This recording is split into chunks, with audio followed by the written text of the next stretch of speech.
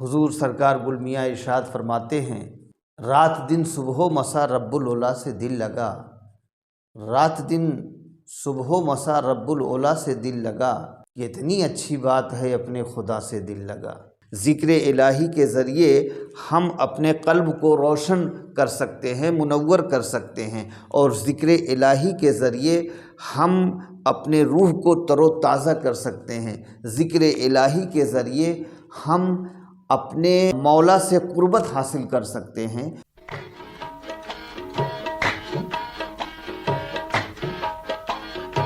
جس آیت کریمہ کو تلاوت کرنے کا شرف حاصل کیا ہے، اس کا سیدھا سا سلیس ترجمہ یہ ہوا، آگاہ ہو جاؤ، خبردار۔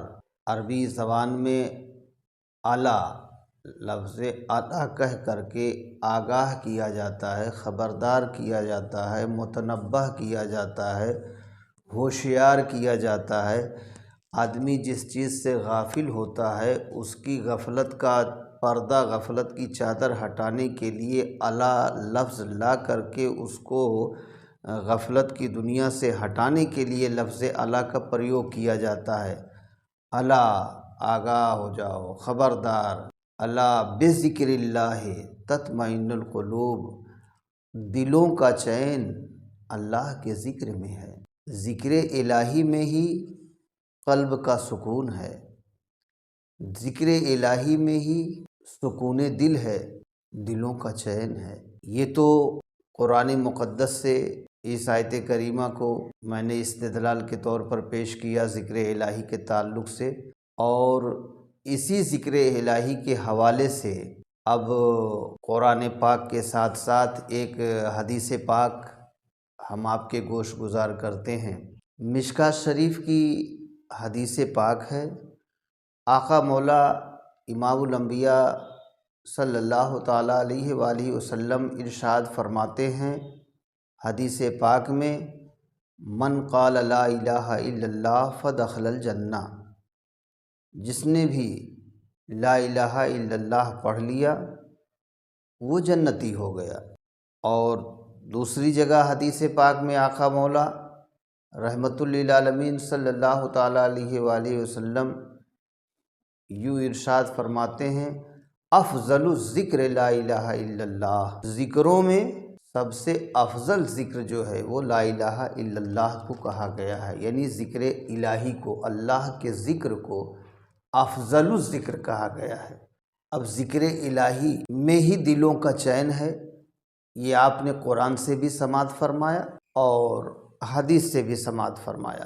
اب اللہ کا ذکر کرنے کے لیے کوئی وقت کی پابندی نہیں ہے، کوئی فکس ٹائم نہیں ہے، اٹھتے بیٹھتے چلتے پھرتے کھاتے پیتے سوتے جاگتے لیٹتے بیٹھتے ہر پہلو پر، ہر وقت، ہر لمحہ اللہ کا ذکر ہونا چاہیے۔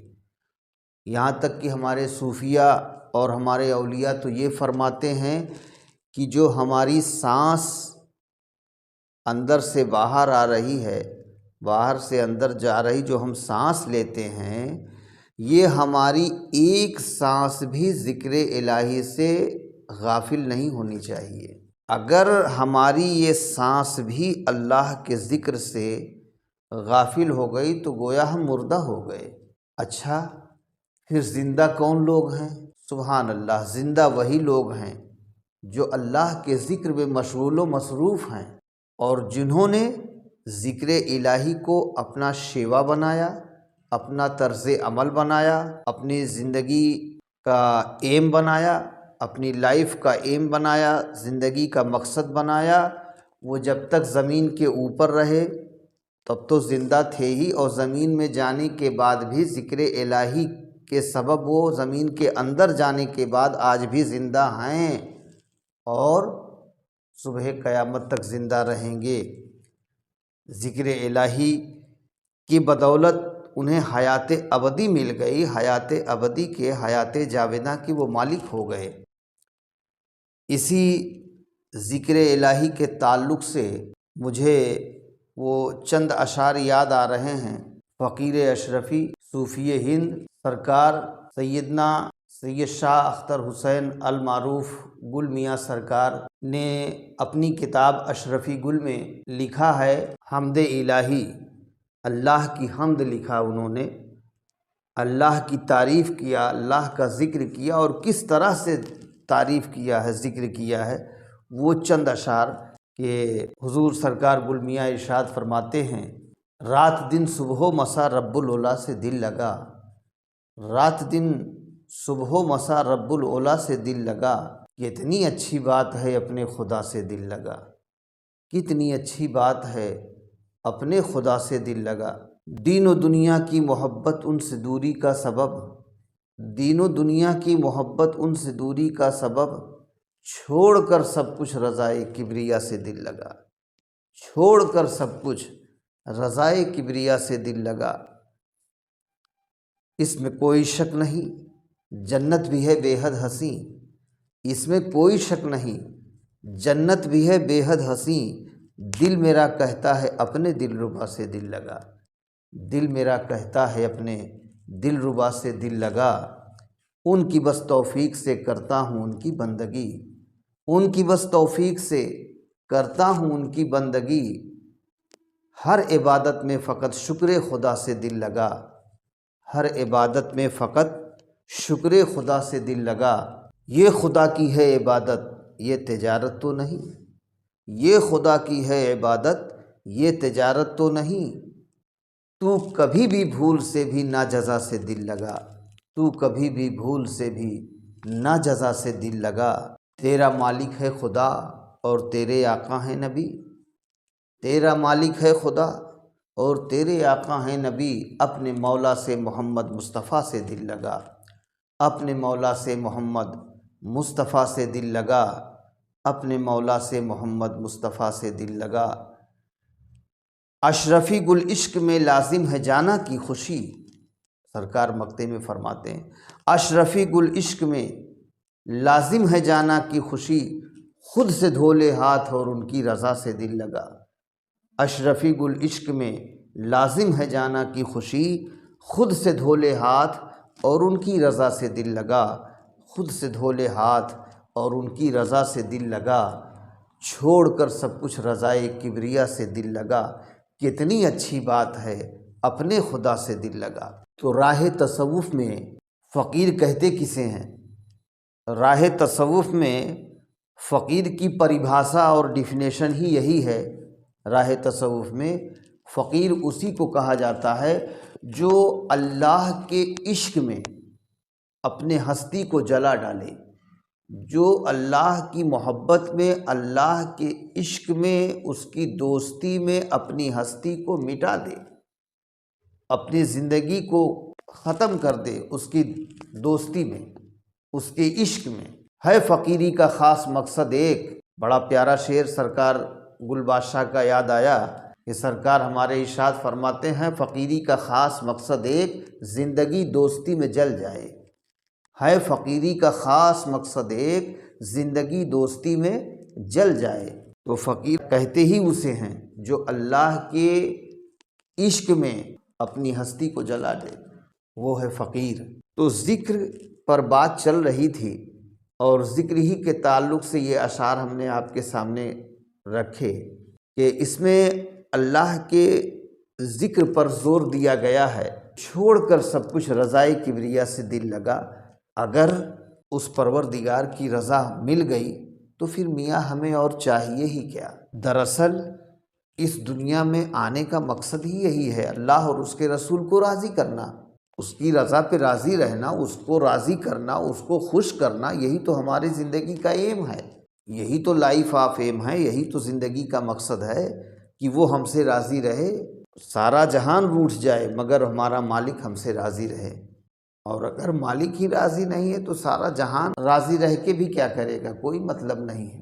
تو اس کی یاد میں رہنا، اس کی یاد میں رہنا اور اس کو یاد کرتے رہنا، اس کا ذکر کرتے رہنا، یہی ہماری زندگی کا مقصد ہونا چاہیے۔ اب لا الہ الا اللہ کو افضل الذکر کہا گیا ہے، ذکر الہی میں سب سے اعلیٰ، سب سے ارفع و اعلیٰ، سب سے بلند و بالا ذکر اس کو کہا گیا ہے۔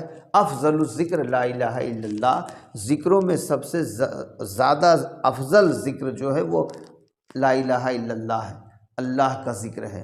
اور ہماری خانقاہوں میں ہمارے بزرگوں نے، ہمارے صوفیہ نے، ہمارے فقراء نے، ہمارے اولیاء نے خاص طریقے پر اس کا زیادہ اس پر زور دیا ہے، اور اس پر خود بھی عمل پیرا رہے، اپنے مریدین و اصحاب کو یہ درس دیتے رہے، تعلیم دیتے رہے، ان کو بھی اس پر عمل کرواتے رہے، اور خلق خدا کو بھی اس کی تعلیم دیتے رہے، رشد و ہدایت کا کام کرتے رہے، اور اپنی خانقاہوں میں رہ کر کے اللہ کے ذکر کو انہوں نے بلند کیا۔ اب ذکر الہی کی دو صورت ہے، ایک ذکر جلی ہے اور دوسرا ذکر خفی ہے۔